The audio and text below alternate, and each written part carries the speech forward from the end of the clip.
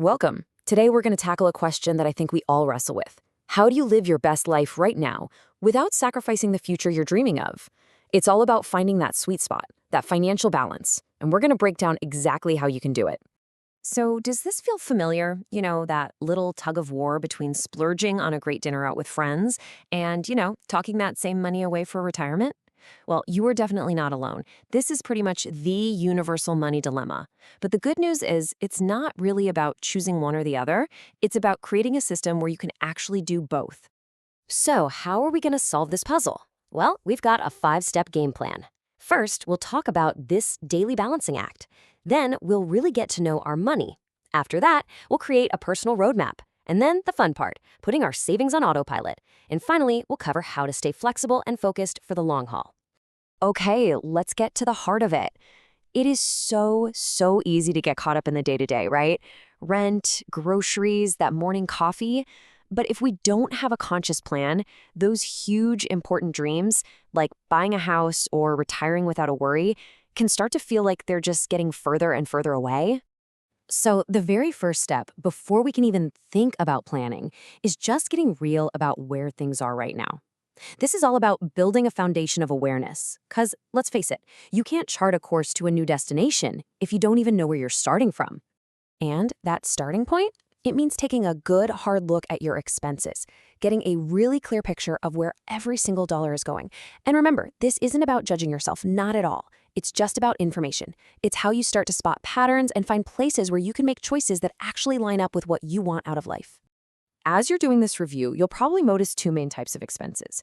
You've got your fixed costs, things like rent or a car payment that are super predictable. They're the same every single month. Then you have variable costs. These are the ones that are always changing. Think groceries, gas, or what you spend on a night out. Knowing the difference is absolutely key to making a plan that actually works. All right, so you've got a clear picture of your spending habits. Now it's time to build your roadmap. And let's just reframe the word budget for a second. It's not a financial prison. Seriously. Think of it more like a guide, a powerful tool that helps you make smarter, more intentional choices with your money. Now, the great thing is you don't have to invent this all from scratch. As financial planner Justin Green says, you can start with a common framework. This gives you a really solid foundation to build on. But remember, it's just a starting point. You have to tweak it to fit your own life. And this right here is probably the most popular framework out there, the 50-30-20 rule.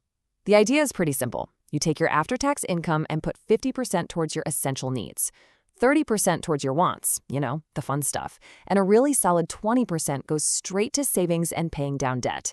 It's simple, it's effective, and it's a fantastic way to start balancing your priorities. A roadmap is awesome, but now it's time to actually start driving.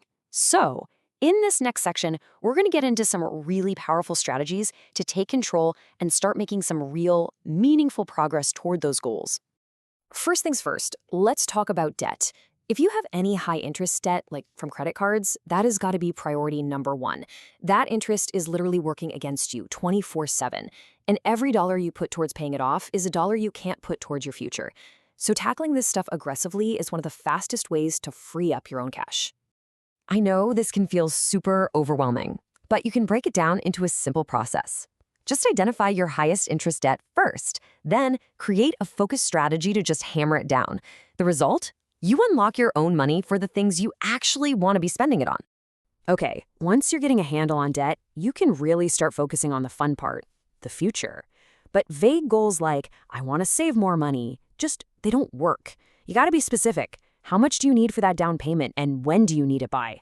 Defining your goals with real numbers and real timelines gives you this incredible focus and motivation. And I absolutely love this insight from Justin Green. It's not really just about the numbers. It starts with having a vision for your life. Once you know what you're working towards, what you truly want, the math just becomes the tool that gets you there. You just reverse engineer it. Okay, this might just be the most powerful strategy of them all. Seriously. Set up automatic transfers from your checking to your savings account on every single payday. This whole pay-yourself first approach means your future is taken care of before you even have a chance to spend that money. It creates this effortless, built-in boundary. It's a game changer. Now, let's talk about a very modern temptation. These buy now, pay later services, they feel so convenient, don't they? But they are a subtle trap. They totally disconnect the joy of getting something new from the pain of actually paying for it, which makes it incredibly easy to overspend without even realizing the long-term cost. And this is a really stark warning. According to Justin Green, a lot of people just skip budgeting and lean right on these programs. And without a plan, it's so easy to lose track. And that costly impact can just sneak right up on you and completely derail your goals for the future. So a financial plan isn't something you just set up once and then forget about. Life happens, right? Things change. Your plan needs to be this living, breathing thing that you check in on to keep that momentum going for the long haul.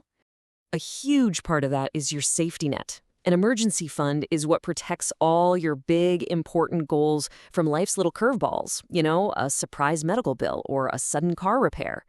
Without it, just one unexpected event can force you to rack up debt or, even worse, raid your long-term savings. And here's your target. The goal is to build up a fund that has 3 to 6 months of your essential living expenses. And you want to keep it in a separate, high-yield savings account so it's easy to get to, but it's not mixed in with your everyday spending money. This thing is your financial firewall. It's built for emergencies, not for investing. And remember, this is not a one-time fix. It's all about staying engaged. Make it a habit to check in with your budget regularly just to make sure it still fits your life. And hey, if you ever feel stuck or unsure, don't be afraid to get professional guidance. An advisor's entire job is to help you figure this stuff out. So if you take just one thing away from all of this, let it be this. This whole process isn't about restricting yourself. Not at all. It's about empowering yourself to be intentional with your money. It all boils down to this. When you track where your money goes, when you set clear priorities based on what you want your life to look like, and when you make conscious choices, you create a system where you can genuinely have the best of both worlds. You can enjoy today while confidently building for your tomorrow. So I'll just leave you with this one question. It doesn't have to be some huge life-altering change. It could be as simple as automating a tiny transfer to your savings account, or maybe just sitting down tonight to track your spending from the last week. So what is one intentional choice you can make with your money today?